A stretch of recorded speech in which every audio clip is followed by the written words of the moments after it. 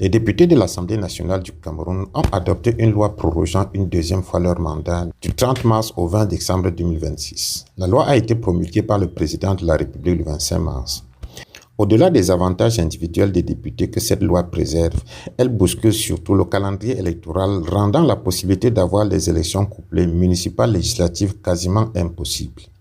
Les conseillers municipaux et les députés encore en fonction ont été élus le 9 février 2020, respectant une logique adoptée depuis la fin des années 90 qui voulait que ces deux élections se déroulent le même jour, ne serait-ce que pour des raisons économiques. Même s'il est difficile de mesurer l'impact des économies faites depuis lors, il est indéniable qu'à chaque élection couplée, au minimum 70 milliards de francs CFA sont épargnés.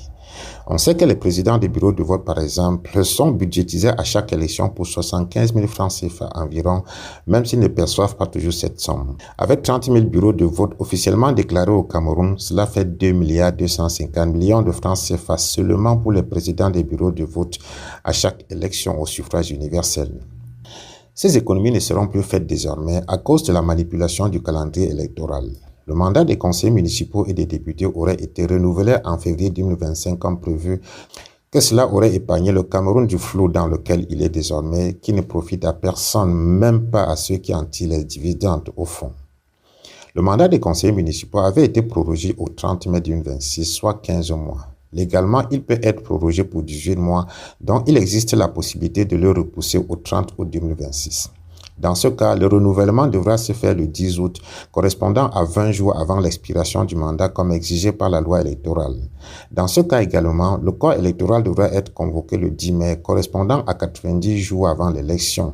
Pendant ce temps, le mandat des députés sera encore en cours et le renouvellement pourra intervenir jusqu'au mois de février 2027. Ainsi, 6 mois séparent désormais les élections municipales et législatives suite à un tour de passe-passe magique dont le pouvoir est passé maître tout en restant dans le cadre de la loi. Ce qui plonge le pays dans ce que le groupe de la société civile pour la réforme électorale, conduit par Un Monde à venir de Philippe Nanga, qui a rendu publique une déclaration le 27 mars 2026 à Douala, appelle, je cite, une spirale non seulement de l'insécurité et de l'illégalité juridique, mais aussi la violation flagrante des principes de gouvernance des élections démocratiques. Fin de citation.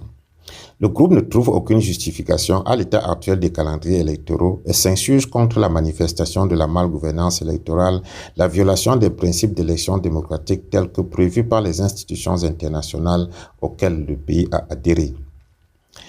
En ramenant les choses à la plus simple expression, on retient que les députés dont le mandat donné par le peuple s'est achevé depuis février 2025 vont encore rester en poste pendant 2 ans, cette fois par la volonté d'un homme.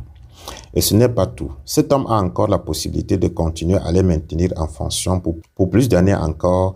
Il peut même arrimer ce mandat des députés au sien et renvoyer les électeurs en 2032. Ici, le problème n'est pas l'individu. La personne du président de la République, c'est la loi, la Constitution. Elle avait laissé une porte ouverte qui permet qu'une fois un député élu, la durée de son mandat ne dépend plus de l'électeur, mais du président de la République qui peut en faire ce qu'il veut, le proroger à volonté. Était-ce à dessein ou cette faille avait échappé au législateur? Toujours est-il qu'en l'état actuel, elle conduit à une dérive démocratique dangereuse dont la correction incombe au Conseil constitutionnel, garant de la constitutionnalité des lois. Les soucis d'économie jadis évoqués pour jumeler les élections locales semblent aujourd'hui envolés, emportés par les calculs politiques. Tout laisse penser que le pouvoir tient à maintenir le Parlement en l'état le plus longtemps possible.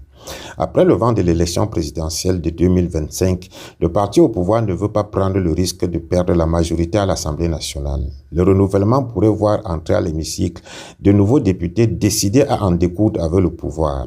Avec un gouvernement statique, un parlement rénové composé de députés déterminés et favorables au changement pourrait créer pêle-mêle des commissions d'enquête parlementaires et mettre en difficulté bon nombre de membres du gouvernement impliqués dans les différents scandales de corruption. Il pourrait rendre le pays ingouvernable et arriver même à une procédure d'empêchement du président de la République. La même loi donne en effet au Parlement le pouvoir de saisir le Conseil constitutionnel pour constater la vacance du pouvoir. Alors, tant qu'il est possible, il vaut mieux pour le pouvoir en place de ne pas ouvrir la boîte de Pandore en permettant le renouvellement de la Chambre basse, car il pourrait en le faisant signer son arrêt de mort.